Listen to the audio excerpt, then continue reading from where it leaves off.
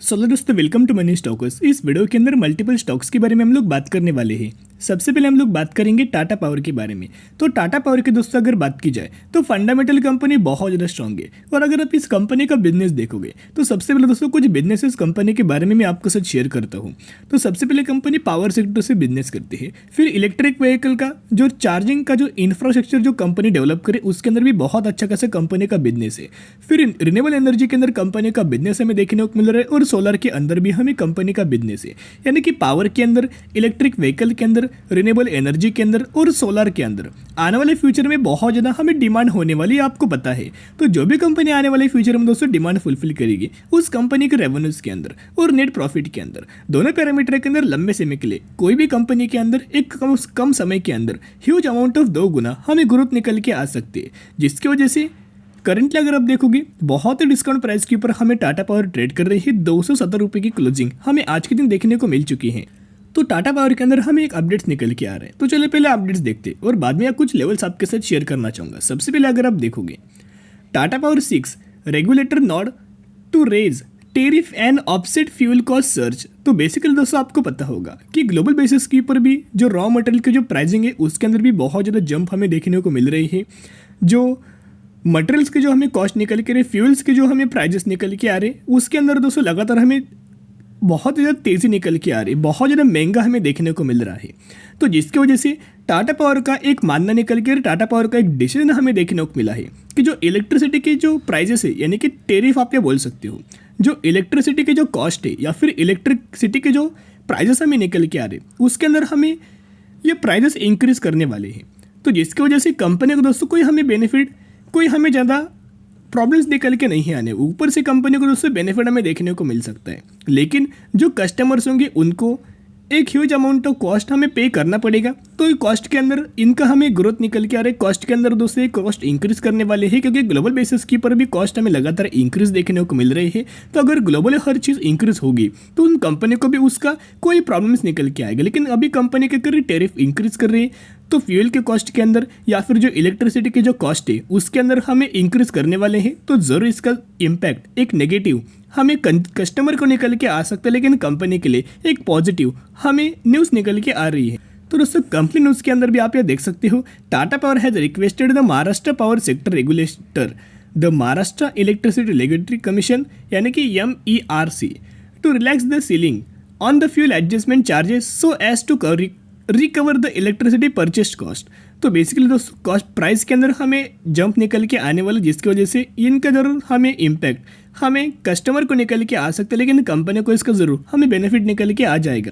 तो टाटा पावर का दोस्तों पिछले 1 सालों का अगर आप परफॉर्मेंस देखोगे तो टाटा पावर के अंदर ऑलमोस्ट हमें करंट बेसिस के ऊपर 4% की तेज़ी निकल के और 4% का मुनाफा देखने को मिला है पिछले 1 सालों में। एक कंसोलिडेशन फेज के अंदर कंपनी जुड़ी हुई है। तो बेसिकली इनका 2 लेवल्स निकल के आ रहे। रजिस्टेंस लेवल की अगर बात की जाए तो 50 रुपीज़ का रजिस्टेंस लेवल निकल के आ रहे हैं। और दोस्तों अगर आप सपोर्ट लेवल की अगर बात की जाए, 3 बार कंपनी ने इसी लेवल के ऊपर हमें सपोर्ट लिया था। जो लेवल है 200 रुपये का लेवल है। तो 200 रुपये का लेवल सपोर्ट लेवल है और 250 रुपये का लेवल रजिस्टेंस लेवल निकल के आ रहा है। तो अगर आप टाटा पावर के अंदर बाइंग करना चाहते हो, बाय ऑन स्ट्रेटजी अप्लाई कीजिएगा, लंबे समय के लिए होल्ड करके चल सकते हो। अब हम लोग बात करेंगे कंपनी के अंदर 1:2 रेशियो के अंदर बोनस का हमें बेनिफिट मिलने वाला है। तो बेसिकली यहाँ अगर आप देखोगे, अगर आपके पास इस कंपनी के 2 शेयर होंगे तो 2 के बदले 1 आपको बोनस शेयर दिया जाएगा और यही एग्जीक्यूशन के बाद हो जाएंगे 3 शेयर। वैसे ही अगर आपके पास इस कंपनी के 4 शेयर होंगे तो 4 के बदले 2 आपको बोनस शेयर दिया जाएगा और यही एग्जीक्यूशन के बाद हो जाएंगे 6 शेयर। तो इसी रेशियो के अंदर, इसी कंपनी के अंदर हमें बोनस का आपको दोस्तों बेनिफिट मिलने वाला है। तो जिसके दोस्तों अगर आप एक्स डेट देखोगे तो हमें इसकी जो एक्स डेट है 22 दिसंबर निकल के आ रहे। तो जो भी लोग इस कंपनी के अंदर 21 दिसंबर या फिर इससे पहले अगर आप बाइंग करेंगे तो ही आप एलिजिबल होंगे और तो ही आपको इस कंपनी के अंदर बोनस रिगार्डिंग हमें बेनिफिट निकल के आ जाएगा। तो बेसिकली हम लोग कौन सी कंपनी के बारे में बात करें, करंटली अगर आप देखोगे 118 रुपये पर हमें कंपनी का ट्रेड कर रहा है। इसका अगर आप मार्केट कैप देखोगे तो ऑलमोस्ट हमें 1370 करोड़ का मार्केट कैप है, यानी कि बेसिकली कंपनी एक स्मॉल कैप कैटेगरी से बिलोंग करती है। इस कंपनी के बारे में बहुत बार मैंने आपके साथ शेयर किया था। आज के दिन अगर आप परफॉर्मेंस देखोगे तो 8% की तेजी इस कंपनी के अंदर देखने को मिल चुकी है। और हम लोग बात करें प्रिसीजन वायर्स इंडिया लिमिटेड के बारे में, तो इस कंपनी के बारे में बहुत बार मैंने आपके साथ शेयर किया था और इसी कंपनी के अंदर हमें बोनस का बेनिफिट मिलने वाला है। यानी कि दोस्तों अगर आप देखोगे कौन से सेक्टर से कंपनी बिलोंग करती है, नॉन फेरस मेटल सेक्टर से हमें कंपनी बिलोंग करती है, मेटल सेक्टर से ही कंपनी का हमें बिजनेस कर रही है। तो प्रिसीजन वायर्स का अगर आप मैक्सिमम का परफॉर्मेंस देखोगे तो कंपनी की तरफ से 9700% का रिटर्न शेयर होल्डर्स को डिलीवर कर चुकी है। और अगर आप इस कंपनी के पैरामीटर्स देखोगे तो पैरामीटर्स के अंदर भी जंप है। ऑपरेटिंग प्रॉफिट अगर आप देखोगे 73 करोड़, 79 करोड़, 117 करोड़, 135 करोड़। वैसे अगर आप इनका नेट प्रॉफिट भी देखोगे 32 करोड़, 39 करोड़, 63 करोड़, 68 करोड़। तो पैरामीटर्स वाइज कंपनी अच्छे खासे डिसेंट तरीके से बिजनेस करती है। तो अगर आप उस कंपनी के अंदर बाइंग करना चाहते हो, स्टडी की जगह एनालिसिस की जगह बाद में बाइंग करने की कोशिश कर सकते हो। अभी हम लोग बात करेंगे विप्रो के बारे में। तो विप्रो की अगर बात कीजिए तो आज के दिन आपकी मार्केट के अंदर दोस्तों तेजी निकल के, लेकिन अगर आप निफ्टी आईटी का अगर आप इंडाइसेस देखोगे तो वहां में कमजोरी निकल के आई।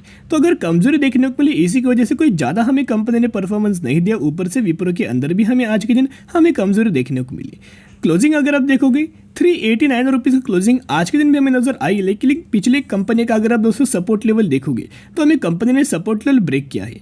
390 रुपये का कंपनी का सपोर्ट लेवल निकल के आ रहा था और करंट बेसिस के ऊपर 390 से नीचे हमें कंपनी ट्रेड करते हुए देखने को मिल रही है। लेकिन मैं इतना दोस्तों आपके साथ शेयर करना चाहूंगा, ये जो भी हमें कंपनी का परफॉर्मेंस निकल के आ रहा है पिछले एक सालों से बुरा परफॉर्मेंस है, लेकिन कंपनी बुरी है ऐसा दोस्तों मतलब निकल के नहीं आ रहा। अगर आप विप्रो का मैक्सिमम का अगर आप परफॉर्मेंस देखोगे, 10 सालों का परफॉर्मेंस देखना, 15 सालों का परफॉर्मेंस देखना, 20 सालों का परफॉर्मेंस देखना, बहुत ही गजब का कंपनी ने परफॉर्मेंस दिया है, जिसकी वजह से कंपनी कोई बुरी नहीं, सिचुएशन हमें बुरी निकल कर, ग्लोबल सेंटिमेंट्स हमें बुरे देखने को मिल रहे। अगर ग्लोबल सेंटिमेंट्स बुरे आपको नजर आए तो हर एक कंपनी के जो भी कंपनी आईटी सेक्टर से बिलोंग करती है उस कंपनी के अंदर स्लाइटली तो हमें इंपैक्ट दोस्तों नजर आ सकता है। तो अभी हम आ चुके अपडेट्स की पर देखिएगा बहुत पॉजिटिव अपडेट्स है। Wipro wins 5-year deal from Japanese automaker Mazda. तो बेसिकली अगर आप देखोगे तो विप्रो का एक अच्छे खासे बेसिस के ऊपर पार्टनरशिप निकल के आ रही है। एक कॉन्ट्रैक्ट आप ये बोल सकते हैं, कॉन्ट्रैक्ट हमें मिल चुका है जो कि कंपनी एक जापानीज ऑटो मेकर है, जिस कंपनी दोस्तों नाम के निकल के आ रहे हैं माज्डा। तो बेसिकली इस कंपनी का यही दोस्तों नाम निकल के आ रहा है। आई होप मैं अच्छा दोस्तों परफॉर्म यहाँ प्रोनाउंस कर रहा हूँ, नहीं तो आप दोस्तों प्रोनाउंस कर सकते हो। लेकिन कहने का मतलब इतना ही है कि विप्रो को एक बहुत अच्छी खासी बेसिस के ऊपर कॉन्ट्रैक्ट हमें मिल चुका है। तो जब भी दोस्तों किसी भी कंपनी को कॉन्ट्रैक्ट मिलता है, ये जो कॉन्ट्रैक्ट की जो डील है 5 सालों के लिए हो चुकी है। तो इस 5 सालों की डील के अंदर जितना भी कंपनी को बेनिफिट कर रेवेन्यूज के अंदर भी और नेट प्रॉफिट के अंदर भी शानदार तरीके से इसका जरूर बेनिफिट हमें विप्रो को हो सकता है। तो विप्रो अगर पिछले एक सालों का अगर आप परफॉर्मेंस देखोगे अभी कंपनी 46% की गिरावट के अंदर अवेलेबल है। तो इतना ही मैं आपके साथ शेयर करना चाहूंगा। अगर आप आईटी सेक्टर के अंदर जाना चाहते हो, विप्रो भी कंपनी फंडामेंटली स्ट्रांग है नो डाउट, लेकिन अगर आप जाना चाहते हो तो इन्फोसिस के अंदर, टीसीएस के अंदर और बाद में विप्रो का प्रेफरेंस दे सकते हो। लेकिन विप्रो के अंदर अगर आप निवेश करेंगे आपके अंदर बहुत ज़्यादा पेशेंस होना चाहिए, तो ही आपको आने वाले फ्यूचर में रिटर्न मिलेगा। बेसिकली कंपनी विप्रो एक बहुत ज़्यादा स्लो चलने वाली कंपनी है। फंडामेंटली कंपनी चाहिए जल्दी आपको दोस्तों कंपनी के अंदर आने वाले फ्यूचर में हमें रिकवरी नजर आ जाएगी। सो बाय ऑन स्ट्रेटेजी अप्लाई करना और लंबे समय के लिए होल्ड कीजिएगा।